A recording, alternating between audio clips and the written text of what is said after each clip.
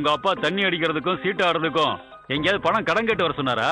35,000 ரூபா அட்வான்ஸ் கேட்குற. Manager sir, தப்பா நினைக்காதீங்க. நீங்களே இப்படி பேசினா எப்படி? சரி சரி கொடுக்குறேன். முதல்ல இதுல சைன் பண்ணிட்டு சனிக்கிழமை வா. என்னய்யா கோபாலு, ஏன் அவ்வளவு சீக்கிரத்துல வந்துட்ட? காலங்காத்தாலேயே ஐயா ஆரத்தி எடுத்து அபிஷேகம் பண்ணிட்டாரு. என்னாச்சு? நம்ம ஆபீஸ்ல சுமதினு ஒரு கிளார்க் இருந்தால, அவ வேலையை விட்டு போய் 1 வாரம் ஆச்சு. அந்த சீட்ல வேற யாரையும் உட்கார வைக்கலன்னு ஐயா ரொம்ப கோபமா இருக்காரு. பொம்பளைங்கன்னா குறைச்ச சம்பளத்துக்கும் வருவாங்க, வேலையை கரெக்டா செய்வாங்க. நம்ம ஆபீஸ்லயும் விளக்கேத்துறது ஒரு பொம்பளையா இருந்தா எவ்வளவு நல்லா இருக்கும். ஐயா, எனக்கு தெரிஞ்ச பொண்ணு ஒண்ணு இருக்கு, ரொம்ப நல்ல பொண்ணு. இன்டர்வியூ டெஸ்ட் எல்லாம் இருக்குமா? படிச்சவங்க எல்லாம் புத்திசாலிங்க தான், அவங்களுக்கு எல்லாம் இன்டர்வியூ தேவையில்லை. நீங்க கூட்டிட்டு வாங்க. தேவியை நீ வேலைக்கு அனுப்புறத பார்த்துட்டு நல்லா சும்மா இருக்க முடியாது.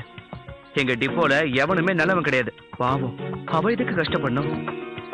இந்த உலகத்துல கஷ்டப்படாதவங்களே கிடையாதுடா. தேவி மேல எனக்கு மட்டும் பாசம் இல்லையா என்ன? இப்ப அவங்களுக்கு பணம் தேவைப்படுதுடா. அவளுக்கு என்ன குறை? இப்ப அவளுக்கு என்ன பணம் தேவை? கேள்வி மேல கேள்வி கேட்டுக்கிட்டு இருக்காத. முதல்ல சொல்றத புரிஞ்சுக்கோ. உங்க பெரியம்மாவுக்கு இப்ப பணம் தேவைப்படுது. அவங்களுக்கு மருந்து செலவுக்கு தினம் 60 ரூபாய் தேவை. அது மட்டும் இல்லாம மளிகை சாமான், பால், காய்கறி எல்லாத்துக்கும் தினம் 100 ரூபாய் தேவைப்படுது. இதுக்கெல்லாம் எங்க போறது?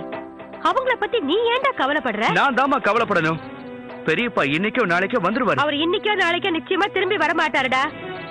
பெரிய மனுஷன் மாதிரி என்கிட்ட பேச வந்துட்டான். ஒழுங்கா உன் வேலையை மட்டும் பாரு. வீட்டுக்கு வாடா. சூழ்நிலைக்கு பயந்து ஓடி போக கூடாது. இப்ப ஓடி போகணும்னு யாரு சொன்னாங்க? உங்களுக்கு ஆஸ்பத்திரி செலவுக்கு பணம் தேவைப்படுது. தினம் மாத்திரை, மருந்து, டானிக்கு இதெல்லாம் வாங்கி ஆகணும் இல்லையா? நான் வேலைக்கு போய்க்கிறேன். கண்ணு தெரியறவங்களுக்கே இந்த காலத்துல வேலை கிடைக்கிறது கஷ்டம். இதுல எனக்கு ஒண்ணும் கஷ்டம் இல்ல மங்களா. தேவிய வேலைக்கு அனுப்புறதுல எனக்கு இஷ்டம் இல்ல. கொஞ்சம் நில்லுமா தேவி. உங்க அம்மா நீ கஷ்டப்பட போறியேன்னு அந்த மாதிரி சொல்லிட்டாங்க. பொண்ணு கஷ்டப்படுறத பாக்குறதுக்கு எந்த அம்மாவுக்கு தான் மனசு வரும்? இருந்தாலும் நீ படிச்சவ, கொஞ்சம் யோசிக்கலாம்ல. நீங்க 2 பேரும் இங்க தங்கறதுல எனக்கு ஒண்ணும் கஷ்டம் இல்ல. எத்தனை நாளைக்கு இப்படியே இருக்க முடியும்? அதுக்காக தான் சொல்றேன்.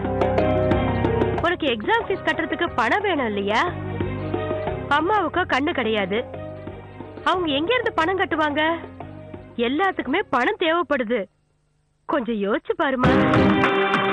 நம்பூதிரி வந்துகிட்டு இருக்காரு. பத்மாவதி கொலைகேச ஒண்ணு இல்லாம பண்றதும் கேக்குறவங்க வாய அடைக்கிறதும் உங்களுக்கு தெரியாதா? எனக்கு அது ஒண்ணு ஒரு பெரிய விஷயம் இல்ல. பணத்தை பார்த்ததுக்கு அப்புறம் தானே பத்மாவதி செத்து போயிட்டான்னு தெரிஞ்சது. இங்க இருக்கிறவங்க வாயை எப்படி அடைக்கிறதுன்னு எனக்கு தெரியும். அந்த சதாசிவத்தை வெயில்ல கொண்டு வர்றதுக்கு அந்த தேவி ரொம்பவே ட்ரை பண்றா. வெயில் எடுக்கணும்னா பணம் வேணும். பணம் இல்லாத கேஸுக்கு எந்த லாயரும் வரமாட்டாங்க. தூண்டில்ல இறகி இருந்தாதான் எந்த மீனுமே சிக்கும். நீங்க அவசரப்படாதீங்க ஐயா. நீங்க சொல்றத பார்த்தா அப்பாவுக்கு பெயில் கிடைக்காதா? பெயில் கிடைக்குமா? ஆனா அதுக்கு பணம் கட்டணும். அதுவும் இல்லாம யாராவது ஒருத்தர் ஜாமீன் கொடுக்கணும். அப்பாவுக்கு யாரார தெரியுங்கிற விஷயம் எனக்கு பெருசா தெரியாது. அப்பாவோட ஃப்ரெண்ட்ஸ் யாருன்னு கூட எனக்கு தெரியாது. என்ன போய் யார கேட்க சொல்றீங்க? உங்க சித்தப்பாவை கேட்டு பார்க்கலாம்ல? கேட்டேன், ஆனா அவர்கிட்ட பணமே இல்லைன்னு சொல்லிட்டாரு. பெயில் எடுக்கிறதுக்கு எவ்வளவு கட்டணும்? குறைஞ்சது ஒரு 20,000 இருந்து 30,000 வரைக்கும் கட்ட வேண்டி வரும். ஆன்ட்டி, உங்ககிட்ட இருந்தா தயவு செஞ்சு நீங்க குடுக்குறீங்களா? அப்பா வெளியே வந்த உடனே நான் திருப்பி கொடுத்துடுறேன். என்கிட்ட இருந்திருந்தா நான் கொடுத்துருப்பேனே. நீ சின்ன பொண்ணா இருக்க, உன்கிட்ட நான் எப்படி சொல்றதுன்னு தெரியல. பணம் இல்லாம எதுவுமே நடக்காதுமா. விழுப்புரத்துல என் அண்ணன் இருக்காருல்ல, நான் போய் அவர்கிட்ட பணம் வாங்கிட்டு வர. ஏமா இப்படி போய் பேசுற?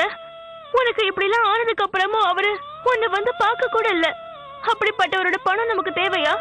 காசுக்காக நம்ம யாரோட காலையும் பிடிக்க வேண்டாமா? உனக்கு நான் இருக்கேன், நமக்கு அம்மன் இருக்காங்க. நான் போய் வேலை பாக்குறேன். மாசத்துக்கு 5,000 ரூபாய் பணம் வரும். அப்பாவை பெயில கொண்டு வந்துடலாம். உனக்கும் வைத்தியம் பண்ணி பார்வை கொண்டு வந்துடலாம். அந்த 9 புண்ணியக்ஷேத்திரத்துக்கு போயிட்டு வந்துடலாம். என்ன இருந்தாலும் என் மனசு ஏத்துக்க மாட்டேங்குது. நீ தானம்மா சொன்ன நம்மளோட இந்த கஷ்டம் எல்லாம் ஒரு நாள் கண்டிப்பா தீர்ந்துடும் சொன்னியேம்மா. இல்ல தேவி, நான் என்ன சொன்னேன்? நான் வேலைக்கு கண்டிப்பா போகணுமா? நீ அதுக்கு ஒத்துக்கணும். ஏன் மேல ப்ராமிஸ்?